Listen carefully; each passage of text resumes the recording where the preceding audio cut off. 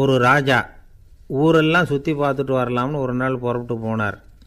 ஒரு இடத்துல தறி நெசவு வேலை ரொம்ப மும்முரமாக நடந்துக்கிட்டு இருந்தது. ஒரு பெரியவர் தறியால் நெசவு வேலை செஞ்சுக்கிட்டு இருந்தார்.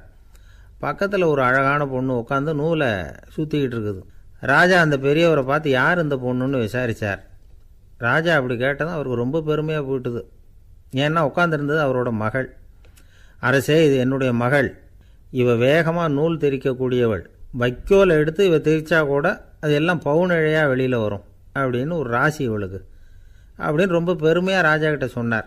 ராஜா இதை கேட்டதும் அசந்துட்டார். அப்படியா, இவ்வளவு அழகும் சாமர்த்தியமும் உள்ள இந்த பொண்ணு என்னோட வரட்டுமே, இவளை என் மருமகளாக ஆக்கிக்கிறேன் அப்படின்னார் ராஜா.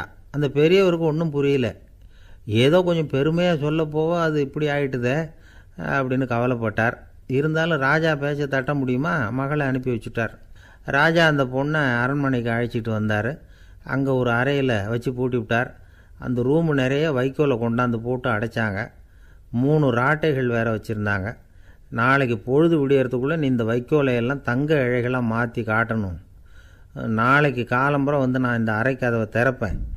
உன் தகப்பன் சொன்னது மாதிரி எல்லாம் தங்கமாக மாறி இருக்கணும், இல்லைன்னா நீ உயிர் தப்ப முடியாது அப்படின்னு உத்தரவு போட்டார். பாவம் அந்த பொண்ணு என்ன பண்ணும், பகல் பூரா அழுதுகிட்டே உட்காந்துருக்குது. ராத்திரி பூராவும் தூக்கம் வரல. மறுநாள் அதிகாலை நேரத்தில் யாரோ கதவை தட்டுற சத்தம் கேட்டுது. பயந்துக்கிட்டே கதவை திறக்கிறா. திறந்து பார்த்தா வெளியில் 3 அவலட்சணமான பெண்கள். ஒருத்திக்கு வந்து கால் அகலமாக முறை மாதிரி இருக்குது, இன்னொருத்திக்கு கட்டை விரல் கரண்டி மாதிரி பெருசாக இருக்குது, 3ஆவது பொண்ணுக்கு உதடு தடித்து ரப்பர் மாதிரி தொங்கிக்கிட்டு இருக்கு. யார் நீங்கள், உங்களுக்கு என்ன வேணும் அப்படின்னு கேட்குது இந்த பொண்ணு. நாங்கள் உங்களுக்கு உதவி செய்கிறதுக்கு தான் வந்திருக்கிறோம் அப்படின்னு சொல்லி உள்ளே வந்தாங்க. உட்காந்தாங்க. கொஞ்ச நேரத்துக்குள்ளே உள்ளே இருந்த வைக்கோலையெல்லாம் தங்க இழைகளாக மாற்றி கொடுத்துட்டு போயிட்டாங்க. காலையில் ராஜா வந்தார், பார்த்தார். ஆகா பேஷுனார். இன்னும் கொஞ்சம் வைக்கோலை கொண்டாந்து அந்த ரூமில் போட சொன்னார். இந்த வைக்கோலையும் இன்றைக்கி தங்கமாக மாற்றிவிடு, நாளைக்கு மறுநாள் உனக்கும் இளவரசனுக்கும் கல்யாணம்னு சொல்லிவிட்டார். இன்றைக்கி ராத்திரி அந்த 3 பொண்ணுங்களும் வந்தாங்க. வைக்கோலை பொண்ணு இழைகளாக மாற்றினாங்க, புறப்பட்டாங்க. இந்த பொண்ணு அவங்க காலில் விழுந்து வணங்கினா. என் உசுரை காப்பாற்றினீங்க, உங்களுக்கு நான் என்ன கைமாறு செய்ய போகிறேன் அப்படின்னா. பயப்படாத, நீ விரும்பினா எங்களுக்கு ஒரு உதவி செய்யலாம். உன்னுடைய கல்யாணத்துக்கு நாங்கள் 3 பேரும் வரோம். நீ எங்களை வந்து வரவேற்று ராஜாக்கிட்டேயும் இளவரசர்கிட்டையும் நாங்கள் உன்னோட பெரியப்பா பொண்ணுங்கன்னு சொல்லி அறிமுகப்படுத்தி வை, நாங்கள் விருந்து சாப்பிட்டுட்டு போயிடுறோம் அப்படின்னாங்க. ரொம்பவும் சந்தோஷமாக சரின்னு ஒத்துக்கிட்டா. கல்யாண நாள் வந்தது. கல்யாணம் ரொம்ப கோலாகலமாக நடந்துக்கிட்டு இருக்கு. எல்லா தேசத்து ராஜா ராணிகளும் வந்துக்கிட்டு இருக்கிறாங்க. அந்த 3 அவலட்சணமான பொண்ணுங்களும் வந்து சேர்ந்தாங்க. யார் இவங்கன்னு கேட்டார் ராஜா. என் பெரியப்பா பொண்ணுங்க அப்படின்னா அந்த பொண்ணு. காலும் உதடும் கட்டை விரலும் ஏன் இப்படி உங்களுக்கு அவலட்சணம் ஆயிட்டுது அப்படின்னு கேட்டார். அதுக்கு அந்த பொண்ணுங்க பதில் சொன்னாங்க. என்ன செய்கிறது, ஓயாமல் வைக்கோலை நூற்று ஒருத்தியோட கட்டை விரல் அப்படி கரண்டி மாதிரி ஆயிட்டுது. நாக்கில் தொட்டு தொட்டு திரிச்சதுனால ஒருத்தியோட உதடு அப்படி ஆயிட்டுது. காலால் கட்டையை அழுத்தி அழுத்தி தறி போட்டதுனால இன்னொருத்தையோட கால் அப்படி ஆயிட்டுது. உங்கள் மருமகளாக வந்திருக்கிற இந்த பொண்ணு அந்த 3ஐயுமே செய்ய தெரிஞ்சவ தான். என்ன ஆக போதும் இன்னும் கொஞ்ச நாளில் அப்படின்னாங்க. அவ்வளவுதான். ராஜா பயந்துட்டார். அம்மா, இன்னையிலேருந்து நீ இளவரசனின் மனைவி. நீ எப்பவும் அழகாக இருக்கணும். அதனால் நீ இனிமேல் வைக்கோலை திரிக்கவே கூடாது அப்படின்னு உத்தரவு போட்டார். அவளை இக்கட்டான சூழ்நிலையிலிருந்து காப்பாற்றின அந்த 3 பொண்ணுங்களும் சந்தோஷமாக திரும்பி போயிட்டாங்களாம். சுவாமி சின்மயானந்தர் இந்த கதையை சொல்லியிருக்கிறார். தன்னலம் மறந்து சுயலாபத்தை தியாகம் செய்கிறது வைக்கோல்லிருந்து தங்க இழையை நூக்கிறது மாதிரி அப்படிங்கிறார் அவர். அது இருக்கட்டும், இப்போ நம்ம கதைக்கு வருவோம். ஒரு ராஜா தன்னோட மகனுக்கு சுயவரம் நடத்தினார். எல்லா தேசத்திலிருந்தும் ராஜகுமாரர்கள் வந்திருந்தாங்க. ராஜகுமாரியை கல்யாணம் பண்ணிக்கலாம்ங்கிற ஆசையில் சுயம்பர மண்டபத்திலேருந்து எல்லா ராஜகுமாரர்களும் அலறி அடிச்சுக்கிட்டு வெளியில் ஓடி வந்துக்கிட்டு இருக்கிறாங்களாம். ஏன் இப்படி எல்லாரும் மிரண்டு போய் ஓடி வர்றாங்கன்னு கேட்டார் ஒருத்தர். அதுக்கு இன்னொருத்தர் விவரம் சொன்னார். ராஜகுமாரியை இன்றைக்கி தான் அவங்க நேரில் பார்த்தாங்களாம், அதுதான் இப்படி ஓடி வந்துக்கிட்டு இருக்கிறாங்க அப்படின்னார். ஒரு பெரியவர் உட்கார்ந்துருக்கிறார். அவரை சுற்றி அவருடைய தோழர்கள் உட்கார்ந்துருக்கிறாங்க. ஏதோ ஒரு முக்கியமான செய்தியை அவர் அவங்களுக்கு சொல்லிகிட்டு இருக்கிறார். அவங்களும் ஆர்வமாக கேட்டுக்கிட்டு இருக்கிறாங்க. இந்த சமயத்தில் யாரோ ஒரு ஆள் வேகமாக அங்கே வர்றார். வர்ற வேகத்திலேயே எனக்கு ஏதாவது உதவி செய்யுங்க அப்படின்னு கேட்டுக்கிட்டே வர்றார். கேட்குறது உதவி, ஆனால் குரல் மிரட்டுறது மாதிரி இருக்குது, அதட்டி கேட்குறது மாதிரி இருக்குது. இதை கேட்டதும் அந்த பெரியவர் ஆத்திரப்படலை. ஆனால் அவரை சுற்றி இருந்தவங்க ஆத்திரப்பட்டாங்க. இதை பெரியவர் கவனித்தார். கொஞ்சம் அமைதியாக இருங்கன்னார். வந்தவரை கூப்பிட்டார்.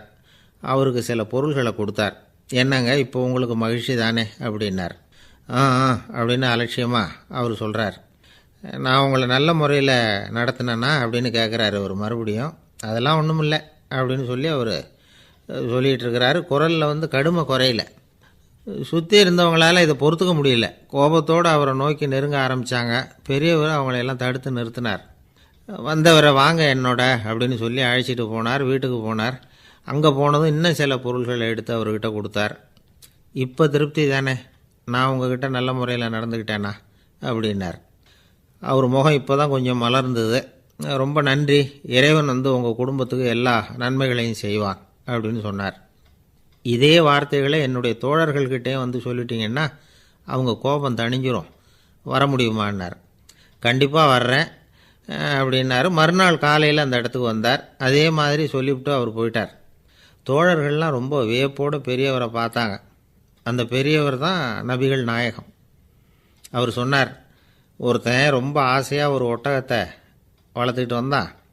ஒரு நாள் அந்த ஒட்டகம் கயத்தை அறுத்துக்கிட்டு ஓடி போயிட்டுது. அக்கம் பக்கத்தில் இருக்கிறவங்கெல்லாம் அந்த ஒட்டகத்தை பிடிக்கிறதுக்கு முயற்சி பண்ணாங்க. அதை துரத்திக்கிட்டு ஓடினாங்க. ஒட்டகம் தாறுமாறாக ஓட ஆரம்பிச்சிது. இந்த சமயத்தில் ஒட்டகத்தை வளர்த்தவன் அங்கே ஓடி வந்தான். நீங்கள் அதை ஒன்றும் செய்ய வேணாம், விட்டுருங்க. அதோட சுபாவம் எனக்கு நல்லா தெரியும். அதை சுலபமாக என்னோடய வழிக்கு கொண்டுட்டு வந்துட முடியும். நான் பார்த்துக்கிறேன், விட்டுருங்கோ அப்படின்னா. எல்லோரும் விலகி போயிட்டாங்க. இவன் என்ன செஞ்சான் தெரியுமா? கொஞ்சம் புல்லை கையில் எடுத்துக்கிட்டு அந்த ஒட்டகத்தை நெருங்கினான். அவ்வளவுதான். அது ஓடி இவன் காலடியில் உட்காந்துக்கிட்டது. செல்லமாக அதை அப்படியே தடவி கொடுத்தான். முதுகில் ஏறி உட்காந்துக்கிட்டான். அது பாட்டுக்கு சாதுவாக நடந்து போகுது. இந்த கதையை நபிகள் நாயகம் தம்முடைய தோழர்களுக்கு சொல்கிறார். ஒட்டகத்தை மட்டும் இல்லை, சில மனிதர்களையும் கூட சில விதத்தில் அணுகி தான் அவர்களை சீர்திருத்த வேண்டியிருக்குது அப்படிங்கிறத அவங்களுக்கு உணர்த்தினார். இது ஒரு அழகான உளவியல் அணுகுமுறை. சில குடும்ப தலைவர்கள் கூட இந்த ஒட்டகம் மாதிரி நடந்துக்கிறது உண்டு. அப்புறம் அடங்கி போகிறதும் உண்டு. ஒரு குடும்ப தலைவர் காலையில் எழுந்திரிச்சதுலேருந்து சத்தம் போட்டு கத்திக்கிட்டு இருப்பார். பக்கத்தில் இருந்தவங்கெல்லாம் ஓடி போய் சமாதானம் பண்ணி பார்த்தாங்க. அவர் ஓயறது மாதிரி தெரியல. கடைசியில் அவர் மனைவி வந்தாங்க. நீங்கள் எல்லாம் விலகி போயிடுங்க, அவர் சுபாவம் எனக்கு தெரியும், நான் பார்த்துக்கிறேன் அப்படின்னாங்க. சரின்னு எல்லோரும் போயிட்டாங்க. சாயந்தரமாக பார்க்குறாங்க. அவர் சத்தம் இல்லாமல் ஒரு மூலையில் உட்காந்துருக்கிறார். ரொம்ப சாதுவா. ஆச்சரியமாக இருந்தது. என்னம்மா பண்ணீங்கன்னு கேட்டாங்க. அது ஒன்றும் இல்லைங்க, ஒரு வேளை சாப்பாட்டை நிறுத்தினேன், பட்னி போட்டேன், அவ்வளவுதான் அப்படின்னாங்க அந்த அம்மா. ஒரு தடவை நாரதர் ஒரு தெரு வழியாக போய்கிட்டு இருந்தார். வழியில் ஒருத்தர் வேத சாஸ்திரம்லாம் படிச்சுக்கிட்டு உட்காந்துருந்தார். அவர் நாரதரை பார்த்து எங்கே போயிட்டுருக்குறீங்கன்னு கேட்டார். கடவுளை பார்த்துட்டு வரலாம்னு போயிட்டுருக்கிறேன் அப்படின்னார் நாரதர். அப்படின்னா அவர்கிட்ட எனக்கு எப்போ முக்தி கிடைக்கும்னு கேட்டுட்டு வாங்களேன் அப்படின்னார் இவர். சரி, கேட்டு வரேன் அப்படின்னு சொல்லிவிட்டு நாரதர் நடந்தார். கொஞ்சம் தூரத்தில் ஒரு மரத்தடியில் ஒரு தொழிலாளி செருப்பு தைச்சிக்கிட்டு உட்காந்துருந்தார். அந்த ஆளும் அதே மாதிரி கேட்டுக்கிட்டார். எனக்கு எப்போ முக்தி கிடைக்கும்னு கடவுள்கிட்ட கேட்டுக்கிட்டு வாங்களேன்னார். அவர்கிட்டையும் சரின்னு சொல்லிவிட்டு நாரதர் நேராக வைகுண்டத்துக்கு சேர்ந்தார். கடவுளை பார்த்தார். இவங்க 2 பேரும் சொல்லி அனுப்பின விஷயத்தை பற்றி கேட்டார். அதுக்கு கடவுள் சொன்னார், அந்த செருப்பு தைக்கிற தொழிலாளி உடல் நீத்ததும் உடனே என்னை அடைவான். ஆனால் அந்த சாஸ்திரம் படித்த ஆள் இப்போதைக்கு என்கிட்ட சேர மாட்டான். அவன் இன்னமும் பல பிறவிகள் எடுத்து அங்கேயே இருக்க வேண்டியிருக்குது. எப்போ இங்கே சேருவான்னு எனக்கே தெரியாது அப்படின்னார். நாரதருக்கு இதோட ரகசியம் என்னங்கிறது புரியல. எனக்கு ஒன்றும் புரியலையேன்னாரான் கடவுள்கிட்ட. சீக்கிரம் புரிஞ்சுக்குவேன், நீ திரும்பி போகிறப்போ நான் இங்கே வைகுண்டத்தில் என்ன செஞ்சுக்கிட்டு இருக்கேன்னு கேட்டால், ஒரு ஊசியின் துவாரத்தில் ஒரு யானையை கோத்துக்கிட்டு இருக்கிறேன்னு அவங்கக்கிட்ட சொல்லு அப்படின்னார் கடவுள் சிரிச்சுக்கிட்டே. நாரதர் பூமிக்கு திரும்பினார். கடவுளை பார்த்தீங்களா, எப்படி இருக்கார் அப்படின்னு விசாரித்தார். வேத சாஸ்திரம் படித்தவர். ஓ பகவானா, அவர் யானையை ஊசியின் காதில் நுழைச்சிக்கிட்டு இருக்கிறார் பார்த்தேன்னார் நாரதர். ஊசி காதில் யானையா, அது எப்படி முடியும்? நீங்கள் சொல்கிறத நான் நம்ப மாட்டேன்னு விட்டார் அவர். சரி, இந்த ஆளுக்கு இறைவன் பேரில் நம்பிக்கை இல்லை அப்படிங்கிறத நாரதர் புரிஞ்சுக்கிட்டார். அடுத்தபடியாக அந்த தொழிலாளி இருந்த இடத்துக்கு போனார். இறைவனை பார்த்தீங்களான்னு கேட்டார் அவர். பார்த்தேன், ஒரு ஊசி துவாரத்தில் யானையை கோத்துக்கிட்டு இருந்தார் அப்படின்னு சொல்லிவிட்டு நாரதர் அந்த ஆள் முகத்தை கவனித்தார். அந்த தொழிலாளி இதை கேட்டுட்டு கொஞ்சம் கூட ஆச்சரியப்படலை. அவரால் முடியாத காரியம் கூட உண்டானார். என்ன இப்படி சொல்கிற, ஊசியின் துவாரத்தில் யானையை கோக்க முடியும்னு நீ நம்புறியா அப்படின்னு கேட்டார் நாரதர். நிச்சயமாக நம்புகிறேன்னார் அவர். அது எப்படி அப்படின்னு கேட்டார் இவர். இதோ பாருங்கள், நான் இந்த ஆலமரத்தடியில் தான் தினமும் உட்காந்துருக்கிறேன். தினமும் இந்த மரத்திலிருந்து எவ்வளவோ பழம் கீழே விழுது. இந்த பழத்தில் இருக்கிற ஒவ்வொரு விதையிலேயும் உள்ள ஒரு ஆலமரம் இருக்குது. ஒரு சின்ன விதைக்குள்ளே ஒரு பெரிய ஆலமரம் இருக்க முடியுங்கிறப்போ ஊசி துவாரத்தில் கடவுள் யானையை நுழைய வச்சாருங்கிறத ஒத்துக்கிறதுல என்ன கஷ்டம் இருக்குது அப்படின்னு ரொம்ப சர்வசாதாரணமாக பதில் சொன்னாராம் அந்த தொழிலாளி. நாரதர் யோசனை பண்ணார். இந்த தொழிலாளி வேத சாஸ்திரங்களையெல்லாம் படிக்கலைன்னா கூட அறிவுபூர்வமாக சிந்தித்து இறைவனை நம்புகிறான். அதனால தான் கடவுள் இந்த ஆளுக்கு சீக்கிரம் முக்தி கிடைக்கும்னு சொன்னார் அப்படிங்கிறத புரிஞ்சுக்கிட்டாராம். இந்த கதையில் வர்ற கடவுள், நாரதர், வைகுண்டம் இதெல்லாம் ஒரு பக்கம் இருக்கட்டும், ஒரு சின்ன விதைக்குள்ளே ஒரு பெரிய ஆலமரம் தூங்கிக்கிட்டு இருக்கு அப்படிங்கிற உண்மை, அந்தரத்தில் 1000 கிரகங்கள் சுற்றிக்கிட்டு இருக்குங்கிற உண்மை, இதெல்லாம் நாம் பார்த்துக்கிட்டு தானே இருக்கிறோம். இந்த உண்மைகள் அதிசயமாக நமக்கு தெரியறதுனால அதை நம்பாமல் இருந்துட முடியாது. இயற்கையை பரிபூர்ணமாக நம்புங்கள், அந்த நம்பிக்கையே நம்ம வாழ்க்கைக்கு ஆதாரம் அப்படிங்கிறத விளக்கிறதுக்காக தான் இந்த கதை. இந்த காலத்தில் நம்ம பிள்ளைங்களுக்கெல்லாம் இது மாதிரி நம்பிக்கை அதிகமாகவே இருக்குது. ஒரு நாள் ஒரு சின்ன பையன்கிட்ட கேட்டேன், ஏன்பா கடவுள் ஒரு பானைக்குள்ளே ஒரு யானையை நுழைய வச்சுட்டாருன்னு சொன்னால் அதை நீ நம்புவியா அப்படின்னு கேட்டோம். நம்புவேன் சார், அது ஒன்றும் பெரிய அதிசயம் இல்லைன்னா. எப்படிறான்னு கேட்டோம். எப்படின்னா அந்த பானை அந்த யானையை விட பெருசாக இருந்திருக்கும், அவ்வளவுதான் அப்படின்னு சொல்கிறான். ஒரு ஊரில் ஒரு ராஜா இருந்தார். அவர் அடிக்கடி காட்டுக்கு வேட்டையாட போவார். சில நண்பர்களையும் கூட அழைச்சிக்கிட்டு போவார். காட்டுக்கு போனதும் ஆளுக்கு ஒரு பக்கமாக போய் வேட்டையாடுவாங்க. சாயந்தரமாக திரும்பி வருவாங்க. மறுநாள் அரண்மனையில் உட்காந்து ஒவ்வொருத்தரும் அவங்க அனுபவங்களையெல்லாம் சொல்லிக்குவாங்க. அவங்க வீரத்துக்கு தகுந்த மாதிரி பரிசை அந்த ராஜா கொடுப்பார். இது மாதிரி ஒரு தடவை எல்லாரும் வேட்டைக்கு போயிட்டு திரும்பி வந்ததும் உட்காந்து பேச ஆரம்பிச்சிருக்கிறாங்க. ஒருத்தன் சொன்னான், தன்னுடைய வீர தீர செயலை பற்றி அளக்க ஆரம்பிச்சிட்டான். ஏன்னா அதுக்கு பரிசு கிடைக்க போகுதில்ல, அதனால். அவன் என்ன சொன்னான் தெரியுமா? அரசே, நேற்றுக்கு காட்டில் என்னாச்சு தெரியுமா? எனக்கு நேராக ஒரு சிங்கம் வாயை திறந்துக்கிட்டு வந்துட்டுது. நான் பயப்படவே இல்லை. உடனே ஒரு கல்லை எடுத்து குறி பார்த்து வீசினேன். சிங்கத்து வாய்க்குள்ளே போய் அந்த கல் மாட்டிக்கிட்டுது. அவ்வளவுதான். அந்த சிங்கம் என்னை பார்த்துட்டு பயந்துட்டு ஒரே ஓட்டமாக திரும்பி ஓடி போயிட்டுது அப்படின்னா. ஆஹா பலே அப்படின்னு எல்லாரும் கை தட்டினாங்க. 2வது ஆள் ஒருத்தன் எழுந்திரிச்சான். அவன் சொல்ல ஆரம்பித்தான், அரசே, நான் போன வழியில் 2 பெரிய மலைப்பாம்பு கிடந்தது. என்னை முழுங்கிறதுக்கு வந்தது. நான் என்ன பண்ணேன் தெரியுமா? அந்த 2 பாம்போட வாலையும் ஒன்றா சேர்த்து முடிச்சு போட்டுட்டேன். அவ்வளவுதான். அது அங்கே இழுக்க இது இங்கே இழுக்க முடிச்சு நல்லா இறுகி போட்டுது அப்படின்றான். ஆஹா அற்புதம்னு சொல்லி எல்லாரும் கை தட்டினாங்களாம். அடுத்தபடியாக 3வது ஆள் ஒருத்தன் வந்தான். அவன் சொல்ல ஆரம்பித்தான், மன்னா, நான் போன பாதையில் குறுக்க ஒரு ஆறு, அதில் இறங்கி குளித்தேன். யாரோ காலை பிடிச்சி இழுக்கிறது மாதிரி இருந்தது. திரும்பி பார்த்தா ஒரு பெரிய முதலை. நான் உடனே அப்படியே ஒரு துள்ளல் துள்ளி அது முதுகில் போய் உக்காந்துக்கிட்டேன். அதை அப்படியே கரைக்கு நீந்த வச்சேன். கரைக்கு சேர்ந்ததும் அப்படியே ஒரே துள்ளி குதித்து கரைக்கு வந்துட்டேன் அப்படின்றான். அவன் தன்னுடைய வீரத்தை அப்படி சொல்லியிருக்கான். அடடா எப்பேற்பட்ட வீரம் அப்படின்னு எல்லாரும் கை தட்டினாங்களாம். 4வது ஆள் எழுந்திரிச்சான். மன்னா, நான் போன இடத்துல ஒரு கரடி என்னை துரத்த ஆரம்பிச்சுட்டுது. நான் ஒரு மலை உச்சிக்கு வந்துட்டேன். அதுக்கப்புறம் ஒரு அடி எடுத்து வச்சாலும் அதில் பாதாளத்தில் விழ வேண்டியது தான். அந்த நேரம் பார்த்து ஒரு பெரிய ராட்சச கழுகு அந்த பக்கமாக பறந்து வந்தது. நான் உடனே அப்படியே உயர எழும்பி அந்த கழுகோட காலை பிடிச்சிக்கிட்டேன். அப்படியே தொங்கிக்கிட்டே வந்தேன். ஒரு நல்ல இடம் வந்ததும் தொப்புன்னு கீழே குதித்து நடந்து வந்துட்டேன்னா. இதுக்கும் எல்லோரும் கை தட்டுறாங்க. கடைசியாக ஒரு ஆள் எழுந்திரிச்சான். அரசே, நான் போன வழியில் ஒரு பெரிய யானை குறுக்க வந்தது. பயங்கரமாக சத்தம் போட்டுக்கிட்டே வந்தது. நான் பயந்து ஓடலை. உடனே என்ன பண்ணேன் தெரியுமா?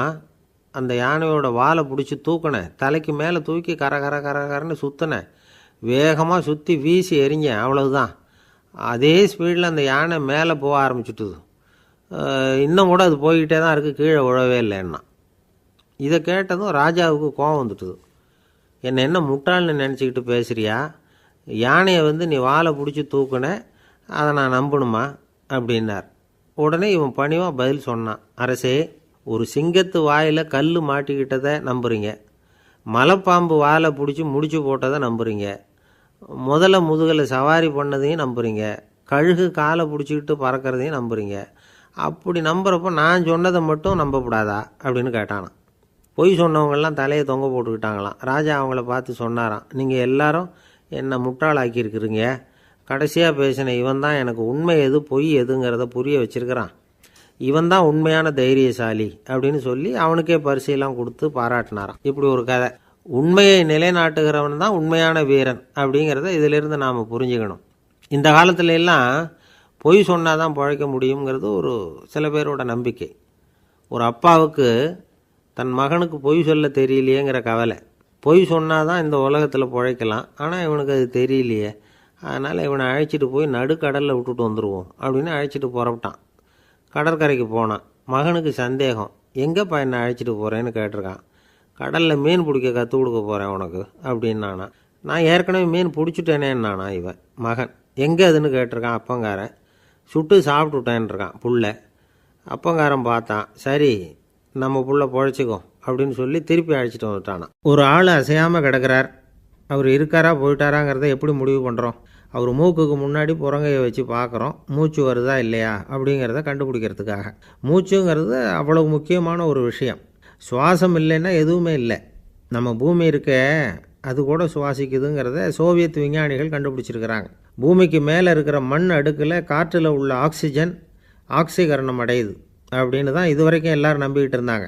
ஆனால் இப்போ என்ன கண்டுபிடிச்சிருக்கிறாங்கன்னா, அந்த ஆக்சிஜன் பூமிக்குள்ளே 1 கிலோமீட்டர் ஆழம் வரைக்கும் ஊடுருவி போகுதான். பூமிக்குள்ளே 2 பக்கமும் பல கிலோமீட்டர் வரைக்கும் பரவுதான். பூமிக்குள்ளே இருக்கிற நீர்நிலை அடுக்குகள் தான் நுரையீரல் செய்கிற வேலையை செய்யுதான். நம்ம உடம்புல நுரையீரல் இல்லைன்னா ஒன்றும் நடக்காது. ஒரு மரத்தை தலைகீழாக தொங்க போட்டால் எப்படி இருக்கும்? அப்படி யோசிச்சு பாருங்கள். அப்படி தான் இதுவும், நுரையீரலும் அப்படி தான் இருக்கும். வலது பக்கம் ஒன்று, இடது பக்கம் ஒன்று. வலது பக்கம் நுரையீரல் கொஞ்சம் பெருசாக இருக்கும், நுட்பமான நரம்பு குழாய்கள் அதில் இருக்கும். கோடிக்கணக்கான நுண்ணிய குழாய்களை வச்சுக்கிட்டு தான் அது வேலை செய்யுது. 25 கோடி குழாய்கள் இருக்கும். அதை அப்படியே முழுசாக பிரித்து பரப்புனா ஒரு டென்னிஸ் கோர்ட்டில் பாதி பரப்பளவு இருக்குமா. நுரையீரல் நிறம் கருஞ்சிவப்பு தான். புகை அதிகமாக உள்ளே போச்சுன்னா அது கருப்பாயிடுது. காற்றுல உள்ள பிராணவாயுவை இது இழுத்து எடுத்துக்கிட்டு ரத்தத்தை சுத்தப்படுத்துகிற முக்கியமான வேலையை இது செய்யுது. அசுத்த காற்றை வெளியில் அனுப்பி வச்சுருது. ஒருத்தர் வேகமாக ஓடி வரார், அவருக்கு மூச்சு இறைக்கும். பயங்கரமாக எதையாவது பார்த்து விடுறார், உடனே மூர்ச்சை ஆகிடுவார். இது மாதிரி சமயங்களில் வேறு எந்த தூண்டுதலும் இல்லாமல் நுரையீரல் தானாகவே இயங்கும். இப்படி ஒரு அவசியம் ஏற்படுறப்போ இயக்கத்தை தூண்டி விடுற முக்கியமான இணைப்பு மூளைக்கு கீழே முதுகு எலும்புக்கு மேற்பகுதியில் இருக்குது. அது உடனே சுவாசத்துக்கு அவசர உதவியை கொடுக்குது. இப்போ ஒருத்தர் பேசாமல் உட்காந்துருக்கார். இந்த சமயத்தில் அவருக்கு 1 பங்கு காற்று தேவைப்படுதுன்னு வச்சுக்கோங்க. அவர் எழுந்திரிச்சு நடக்கும் பொழுது 1.5 மடங்கு தேவைப்படும். ஓடினார்னா 3 மடங்கு தேவைப்படும். படுத்துருக்கிறப்ப 1/2 மடங்கு தான் தேவைப்படும். இதுக்கு நிமிஷத்துக்கு 16 தடவை மூச்சு விட்டாகணும். இப்படி சாதாரணமாக உள்ளே இழுக்கிற காற்று கொஞ்சம்தான் இருந்தாலும் இது மாதிரி 8 மடங்கு காற்றை உள்ளே இழுத்து வச்சுக்கிற சாமர்த்தியம் நுரையீரலுக்கு இருக்குதான். தண்ணி, நுண்கிருமிகள், ரசாயன பொருள் இப்படி எது உள்ளே போனாலும் நுரையீரல் சமாளிச்சுக்கும்.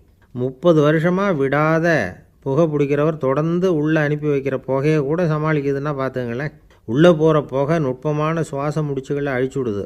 கறி புகை அது மேலே படிஞ்சு உபயோகம் இல்லாமல் பண்ணிவிடுது. ஆனாலும் தேவைக்கு அதிகமாக 8 மடங்கு கூடுதலாக சுவாச முடிச்சுகள் நம்ம உடம்புக்குள்ளே இருக்கிறதுனால சமாளிக்க முடியுது. சமாளிக்க முடியலன்னா சில சமயம் மூச்சு திணறும். அதை ஒரு எச்சரிக்கையாக எடுத்துக்கிட்டு புகை பிடிக்கிற பழக்கத்தை விட்டுடணும். அதுதான் நல்லது. ஆனால் அப்படி யார் விடுறது? இணை பிரியாத 2 நண்பர்கள் இருந்தாங்களாம். 2 பேரும் விடாமல் சிகரெட்டு குடிக்கிறவங்க. அதில் ஒருத்தன் செத்து போட்டான். இன்னொருத்தன் அதுக்கப்புறம் 2 சிகரெட்டாக குடிக்க ஆரம்பித்தானான். ஏன் இப்படி பண்ணுறேன்னு கேட்டிருக்காங்க. நான் ஒரு சிகரெட்டு தான் குடிக்கிறேன், செத்து போன என்னுடைய ஃப்ரெண்டு இருக்கானே செத்து போனவன், அவனுக்காக இன்னொரு சிகரெட்டு குடிக்கிறேன் அப்படின்னு நானான். இது ரொம்ப ஆபத்து, விட்டுடு அப்படின்னு சொல்லியிருக்காங்க. சரின்னு ஒத்துக்கிட்டான். ஆனால் அதுக்கப்புறமும் ஒரு சிகரெட் வீதமாக குடிச்சிக்கிட்டே இருந்தான். சிகரெட்டு பழக்கத்தை நீ இன்னும் விடலையான்னு கேட்டாங்களாம். அந்த பழக்கத்தை நான் எப்போவோ விட்டுட்டேன், இப்போ நான் குடிக்கிறது என் ஃப்ரெண்டுக்காக அப்படின்னு நானான். இவங்கெல்லாம் எப்படி திருந்துறது? கங்கை கரை தோட்டம் பக்கத்தில் ஒரு ஆசிரமம். அங்கே ஒரு பெரியவர் தங்கியிருக்கிறார். அவர் தான் ராமகிருஷ்ண பரமஹம்சர். அந்த ஆசிரமம் இருந்த இடம் கரக்பூர். வங்காளத்தில் பொதுவாக எல்லோரும் மீன் சாப்பிட்றது உண்டு. கங்கையில் குளிச்சுட்டு கையில் ஒரு மீனோடு வர்றது வழக்கம். இவர் இருக்கிற இடத்துக்கு கங்கையில் படகு வழியாக வரணும். அப்படி தான் எல்லோரும் வருவாங்க. வர்றவங்கள ஒன்று கூட்டி ஆன்மீக விஷயங்களை பற்றி பேசிக்கிட்டு இருப்பார். ஒவ்வொரு நாள் ஒவ்வொருத்தர் நகரத்துக்கு போகணும். வரும்பொழுது மீன் கொண்டுக்கிட்டு வரணும். அதுக்கு ஒரு அட்டவணையே உண்டு ஆசிரமத்தில். அது பிரகாரம் ஒரு நாள் சுவாமி யோகானந்தர் படகுல போனார். படகை செலுத்தினவங்க ராமகிருஷ்ணரையும் சுவாமி யோகானந்தரையும் மற்றவங்களையும் பித்தர்கள் அப்படின்னு சொல்லி ஏளனமாக பேசினாங்க. அவங்க என்ன பைத்தியம் பிடிச்சவங்க அப்படிங்கிறது மாதிரி. சுவாமி யோகானந்தருக்கு ரொம்ப மென்மையான இதயம். இவங்க இப்படி கண்ணாபின்னான்னு பேசுகிறத பார்த்தா மீனை வாங்கிட்டு திரும்புகிறப்போ என்ன நடக்குமோ அப்படிங்கிற பயம் வேறு வந்துட்டுது அவருக்கு. அவ்வளவு மென்மையானவர். இதை தெரிஞ்சுக்கிட்ட ராமகிருஷ்ணர், யோகானந்தா இங்கே வா அப்படின்னு கூப்பிட்டார். இவர் கண்ணீரை தொடச்சிக்கிட்டே கிட்ட போனார். சொன்னார், ஐயா, படகு ஓட்டுறவங்க உங்களை பற்றி மோசமாக பேசுகிறாங்க. என்ன திட்டினா பரவாயில்ல, ஆனால் உங்களை அவங்க திட்டுறாங்க, அதை என்னால் தாங்கிக்க முடியல அப்படின்னார்.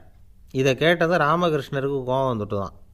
என்னது, உன்னுடைய குருவை பற்றி அவங்க மோசமாக பேசும்பொழுது நீ சும்மா இருந்தியா? வெளியில் போ அப்படின்னு விட்டார். குரு நிந்தனை செய்கிறப்போ அதை கேட்டுக்கிட்டு சும்மா இருக்கலாமா? குரு நிந்தனையை கேட்டால் பாவம் இல்லையா? என்னை தூற்றும் போது அவங்க பாவம் செய்கிறாங்க, அதை கேட்டுக்கிட்டு நீ சும்மா இருந்தால் நீயும் பாவம் செய்கிற அப்படின்னாராம். அடுத்த நாள் சுவாமி நிரஞ்சனானந்தர் போக வேண்டிய நாள். இவர் படகுல போகும்பொழுதும் அதே மாதிரி நடந்து தான். அவங்க மோசமாக பேச ஆரம்பித்தாங்க, திட்ட ஆரம்பித்தாங்க. அப்படி கேலி பண்ண ஒருத்தனை இவர் என்ன பண்ணார், பலார்னு கன்னத்தில் அரைஞ்சிட்டார். இன்னொருத்தனை கங்கையில் தூக்கி எறியறதுக்கும் தயாராகிட்டார். அதுக்கப்புறம் அவங்க யாரும் வாயை திறக்கலை. மீன் வாங்கிட்டு வர்றப்பவும் படகுல ஒரே அமைதி. அவ்வளவு பயம் அவங்களுக்கு. ராமகிருஷ்ணர் கூப்பிட்டு விசாரித்தார் என்ன நடந்ததுன்னு. இவர் சொன்னார், அவர் யோகானந்தா போகும்பொழுது என்ன நடந்ததோ அப்படியே தான் இப்போவும் நடந்தது. குரு நிந்தனை செய்கிறத கேட்டுக்கிட்டு நான் சும்மா இருப்பேனா? ஒருத்தனை அப்படியே அரைஞ்சுட்டேன், இன்னொருத்தனை ஆற்றுல தூக்கி போட்டுருவேன்னு பயமுறுத்தினேன், அவ்வளவுதான் அப்படின்னாராம். இப்போவும் ராமகிருஷ்ணருக்கு கோபம் வந்துட்டு தான். என்ன இது, அணியறது காஷாயம், இருக்கிறது ஆசிரமம், உனக்கு இவ்வளவு கோபம் வந்ததுன்னா அப்புறம் என்னத்துக்கு ஆசிரமத்தில் இருக்கணும்? பிரம்மச்சாரி எப்பவும் அமைதியாக இருக்கணும் அப்படின்னு அறிவுரை சொன்னாராம் ராமகிருஷ்ணர். அப்போ இவர் கேட்டாராம், ஏங்க அவருக்கு ஒரு விதமான அறிவுரை சொன்னீங்க, எனக்கு வேறு விதமாக அறிவுரை சொல்கிறீங்க, இதில் எது உண்மை அப்படின்னு கேட்டிருக்கார். இதுக்கு ராமகிருஷ்ணர் சொன்ன பதில் என்னென்னா, அட அசடே, சக்கரத்தில் காற்று அதிகமாக இருந்தால் குறைக்கணும், குறைச்சலாக இருந்தால் கூட்டணும். அவன் சாது, அவனுக்கு அதிக உணர்ச்சி தேவை, உனக்கு படபடப்பு அதிகம், உனக்கு பொறுமை தேவை அப்படின்னாராம். இதில் உள்ள கருத்து என்னென்னா, கல்விங்கிறது எப்படின்னா அதை சூழ்நிலைக்கு தகுந்த மாதிரி கற்பிக்கணும். எல்லாருக்கும் ஒரே மாதிரி கற்பிக்கக்கூடாது. கேட்குறவர் தகுதி, புரிஞ்சுக்கிற திறமை, இதை பொறுத்து கல்வி அமையணும். ஆரம்ப காலத்தில் ஒரு குரு, அப்போ ஒரு சீடன் இருந்தான். அது வேடிக்கையான குரு, வேடிக்கையான சீடன். ஒரு ஆசிரமம். ஒரு நாள் ஒருத்தன் அவசரமாக அந்த குருவை தேடி வந்திருக்கிறான். என்ன விஷயம்னு விசாரித்தார் குரு. உங்கள் சீடர் என்னை அடிச்சுட்டார் அப்படின்னு புகார் பண்ணானான் அந்த ஆள். குரு சீடனை கூப்பிட்டார். அடிச்சியா இந்த ஆளை அப்படின்னு கேட்டாரான். ஆமான் இருக்கான் சீடன். ஏன் அடித்தே அப்படின்னு கேட்டாரான். இந்த ஆள் உங்களை பற்றி மட்டமாக பேசிவிட்டான், என்னால் அதை தாங்கிக்க முடியல, அதனால தான் அடிச்சுட்டேன்ருக்கான். அப்படி என்ன பேசினான் அப்படின்னு கேட்டாரான். உன்னுடைய குருநாதர் இப்போல்லாம் அர்த்தமில்லாமல் பேச ஆரம்பிச்சுட்டார் அப்படின்னு சொல்லிவிட்டான், அதனால தான் அடிச்சுட்டேன் அப்படின்னானான். அதுக்காக அடித்தே அப்படின்னாரான். நான் அதுக்காக அடிக்கலை குருவே, இப்போல்லாம் நீங்கள் அர்த்தம் இல்லாமல் பேசுகிறதாக அவன் சொல்கிறான், அப்படின்னா இதுவரைக்கும் நீங்கள் அர்த்தத்தோடு பேசினதாகத்தானே அர்த்தம், அது தப்பு தானே, அதனால தான் அடித்தேன் அப்படின்னானான். வங்க நாவலாசிரியர் சரத் சந்திரர் ஒரு நண்பர் அவர்கிட்ட வந்தார். வழக்கமாக எல்லா எழுத்தாளர்கள்கிட்டையும் கேட்குற ஒரு கேள்வியை கேட்டார். நீங்கள் எழுத்துத்துறைக்கு வந்தது எப்படி, இதுதான் கேள்வி. அதை தெரிஞ்சு என்ன பிரயோஜனம்னார் சரத் சந்திரர். சும்மா சொல்லுங்களேன் தெரிஞ்சுக்கிறேன் அப்படின்னார் வந்தவர். சரி சொல்கிறேன்னு ஆரம்பித்தார். நான் ரங்கூனில் வேலை பார்த்துக்கிட்டு இருந்தேன். சம்பளம் பத்தல, வேலையும் பார்த்துக்கிட்டு ஒரு பலசரக்கு கடை வைக்கலாம்னு நினச்சேன். என்னால் மளிகை கடை வச்சு சரியாக நடத்த முடியுமாங்கிற சந்தேகம் என் மனைவிக்கு. அதை சோதனை பண்ணி பார்க்கணுங்கிறதுக்காக சில பொருள்களின் அளவு, அதோட விலை, இப்படி சிலதை சொல்லி எல்லாத்தையும் மனக்கணக்காக கூட்டி போட சொன்னாங்க. என்னால் சரியாக கூட்டி சொல்ல முடியல. உங்களால் மளிகை கடை நடத்த முடியாதுன்னு சொல்லிவிட்டாங்க. உடனே என்ன பண்ணுறது, வேறு வழி இல்லை, கதை எழுத ஆரம்பிச்சிட்டேன் அப்படின்னார். கேட்டவருக்கு சிரிப்பு வந்துட்டு தான். சரத் சந்திரர் ஒரு பக்கம் சீரியஸான நாவல்கள், சிறுகதைகள் எழுதியிருந்தாலும் அவருடைய இன்னொரு பக்கம் வேற விதம். நண்பர்கள்கிட்ட பேசும்பொழுதும் சரி, அவர்களுக்கு கடிதங்கள் எழுதும்போதும் சரி, கேலியும் கிண்டலும் நகைச்சுவை உணர்வும் அதிகமாக இருக்கும். காந்திஜி ஒரு சமயம் கல்கத்தாவுக்கு வந்திருந்தார். தேசபக்தர்கள் பல பேர் அவர்கிட்ட பேசிக்கிட்டு இருந்தாங்க. அப்போது சரத் சந்திரரும் அங்கே இருந்தார். கிரண் சங்கர் ராய் அப்படிங்கிறவரும் அங்கே இருந்தார். அவர் சொன்னாராம், காந்திஜியோட பழகிய முதல் வங்காளி நான் தான். போயர் யுத்த காலத்தில் இவர் லண்டனுக்கு வந்திருந்தப்போ என்கிட்ட தான் வங்காள மொழி கற்றுக்கிட்டார் அப்படின்னாராம். உடனே சரத் சந்திரர் காந்திஜியை பார்த்து, இவர் உங்களுக்கு வங்காள மொழி கற்றுக் கொடுத்தது உண்மைதானா அப்படின்னாராம். ஆமான்னாராம் காந்தி. அதனால தான் உங்களால் வங்காள மொழி கற்றுக்க முடியல அப்படின்னாராம். எல்லாரும் சிரித்தாங்களாம். சரத் சந்திரர் சாம்தாபேர் அப்படிங்கிற கிராமத்தில் தங்கியிருந்தார். ஒரு இலக்கிய நிகழ்ச்சியில் கலந்துக்கிறதுக்காக. அதுக்காக ஒரு கல்கத்தாவுக்கு போக வேண்டிய சூழ்நிலை. அதுக்காக புறப்பட்டார். அந்த சமயத்தில் பின்னாடி இருந்து யாரோ அவரை கூப்பிட்டாங்க. இப்படி கூப்பிட்டவரை பார்த்து இன்னொருத்தர் யாரோ அதட்டி இருக்கிறாங்க. போகிறவரை ஏன் இப்படி கூப்பிடுறீங்க அப்படின்னு. ஏன் கூப்பிட்டா என்னன்னு கேட்டிருக்கார் சரத் சந்திரர். புறப்படுறவங்கள பின்னாடி இருந்து கூப்பிடுறது அபசகுனம், போகிற இடத்துல ஏதாவது ஆபத்து வரலாம் அப்படின்னு அதுக்கு விளக்கம் கொடுத்துருக்கிறார் அவர். உடனே சரத் சந்திரர் சொன்னாராம், இதோ இவங்க என்னை இலக்கிய கூட்டத்துக்கு அழைச்சிட்டு போகிறாங்களே, இதை விட வேறு என்ன ஆபத்து வந்துட போகுது அப்படின்னாராம். இப்படி சரத் சந்திரருக்கு இயல்பாகவே நகைச்சுவை உணர்வு உண்டு. அவருடைய நண்பர் ஒருத்தர் வீட்டுக்கு கூப்பிட்டுருந்தார். அங்கே ஒரு கச்சேரிக்கு ஏற்பாடு பண்ணியிருந்தாங்க. சரத் சந்திரருக்கு இயல்பாகவே கச்சேரியில் நீண்ட ஆலோசனையெல்லாம் கேட்குறதுக்கு பொறுமை இருக்காது. அதனால் மெதுவாக பாட போகிறவர் எப்படி அப்படின்னு கேட்டிருக்கார். அவருக்கு ரொம்ப நல்லா பாட தெரியும் அப்படின்னு சொல்லியிருக்கிறாங்க. அதுக்கு சரத் சந்திரர், பாட தெரியுங்கிறது சரி, பாட்டை நிறுத்த தெரியுமா அதை சொல்லுங்கள் முதல்ல அப்படின்னாராம். ஐயா, உங்கள் பேரை தொடர்ந்து தினம் கேட்டுக்கிட்டு இருக்கிறேன் அப்படின்னார் ஒருத்தர். தொடர்ந்து கேட்குறீங்களே, உங்களுக்கு காது வலிக்கலையா அப்படின்னு கேட்டோம். பேசுகிற உங்களுக்கே வாய் வலிக்கலை அப்படிங்கிறப்போ கேட்குற எங்களுக்கு எப்படி காது வலிக்கும் அப்படின்னார். நம்ம உடம்புல ஒரு அதிசயம் என்ன தெரியுமா? ரொம்ப நேரம் நாம் நடக்கிறோம்னு வச்சுக்கோங்க, கால் வலிக்கும். ரொம்ப நேரம் வேலை செஞ்சால் கை வலிக்கும், உடம்பு வலிக்கும். ரொம்ப நேரம் பார்த்துக்கிட்டே இருந்தால் கண் வலிக்கும். ரொம்ப நேரம் பேசிக்கிட்டே இருந்தால் வாய் கூட வலிக்கும். ஆனால் ரொம்ப நேரம் கேட்டுக்கிட்டே இருக்கிறதுனால காது வலிக்கிறது இல்லை. அதனால் கேட்குறதுக்கு முக்கியத்துவம் கொடுத்தாங்க நம்ம பெரியவங்க. திருவள்ளுவர் தேவையில்லாமல் வார்த்தைகளை உபயோகப்படுத்த மாட்டார். ஒரு திருக்குறள்னு எடுத்துக்கிட்டாவே அதில் மொத்தம் 7 வார்த்தைகள், அவ்வளவுதான். அப்படி 7 வார்த்தைகள் மட்டுமே உள்ள ஒரு திருக்குறளில் வள்ளுவர் ஒரே வார்த்தையை 5 தடவை உபயோகப்படுத்தியிருக்கிறார், திரும்ப திரும்ப பயன்படுத்தியிருக்கிறார். அப்படின்னா அதை எந்த அளவுக்கு வலியுறுத்தி சொல்கிறார் அப்படிங்கிறத நாம் புரிஞ்சுக்கணும். அது என்ன குறள்? செல்வத்துள் செல்வம் செவிச்செல்வம், அச்செல்வம் செல்வத்துள் எல்லாம் தலை. செவிச்செல்வம்ங்கிறது அவ்வளவு முக்கியமானது. கற்றலின் கேட்டல் நன்று. அதிகம் கேட்கணுங்கிறதுக்காகத்தான் எவ்வளவு கேட்டாலும் காது வலிக்கிறதில்ல. குறைச்சலாக பேசணும், அதிகமாக கேட்கணும். இன்னொரு விஷயம் கவனிங்க. நம்ம உடம்பில் கண்ணுக்கு மூடி இருக்குது, எதையாவது நாம் பார்க்க விரும்பலைன்னா உடனே கண்ணை மூடிக்கலாம். நம்ம வாய்க்கு மூடி இருக்குது, பேச விருப்பம் இல்லையா, வாயை மூடிக்கலாம். மூக்குக்கு கூட மூடிக்கிற வசதி இருக்குது, எதையாவது முகர விருப்பம் இல்லையா, மூச்சை அடக்கிக்கலாம். ஆனால் பாருங்கள், காதுக்கு மூடி கிடையாது, அதை கையால் தான் மூட முடியும். யார் என்ன சொன்னாலும் அது நல்லதோ கெட்டதோ காதில் விழுந்துக்கிட்டு தான் இருக்கும். அறிவு தான் நல்ல விஷயங்களை எடுத்துக்கிட்டு கெட்ட விஷயங்களை விட்டுடணும். நல்ல கருத்துக்கள் நம்ம காதில் நிறைய விழுந்துக்கிட்டே இருக்கணும். அதை கேட்டு நாம் நல்லபடியாக வாழணுங்கிறது தான் படைப்பின் விருப்பம். ஆன்மீகவாதிகள் கூட ஒன்று சொல்லுவாங்க. அதாவது, ஆன்மீக பாதையில் நீங்கள் முன்னேறணும்னா முதல்ல சிரவணம் செய்யணும்பாங்க. அதாவது பெரியவங்க சொல்கிற நல்ல கருத்துக்களை கேட்கணும் அப்படின்னு அதுக்கு அர்த்தம். அதனால் யார் நல்ல கருத்துக்களை சொன்னாலும் அதை காது கொடுத்து கேளுங்க. இவ்வளவு கருத்துக்களையும் நம்ம நேயர் ஒருத்தர்கிட்ட சொல்லிகிட்டு இருந்தோம். அவரும் சரி சரின்னு தலையாடிக்கிட்டே இருந்தார். அப்புறம் சொன்னார், நீங்கள் சொல்கிறது சரிதான் சார், காதுக்கு மூடி இல்லைங்கிறது ரொம்ப சரி. அதனால தான் உங்கள் தகவல் கூட நாங்கள் விரும்புகிறோமோ இல்லையோ தினம் காதில் விழுந்துக்கிட்டு இருக்குது அப்படின்னார். எங்களுக்கு ரொம்ப பெருமையாக இருந்தது. அப்படியா அப்படின்னோம். ஆனாலும் என்ன மாதிரி சில பேர் நீங்கள் தகவல் சொல்கிற சமயத்தில் காதில் மூடி இல்லையேன்னு சொல்லி கவலைப்படுறதில்ல சார் அப்படின்னார். ஏன்னு கேட்டோம். காதை மூடுறதுக்கு தானே வசதி இல்லை, ரேடியோவை மூடுறதுக்கு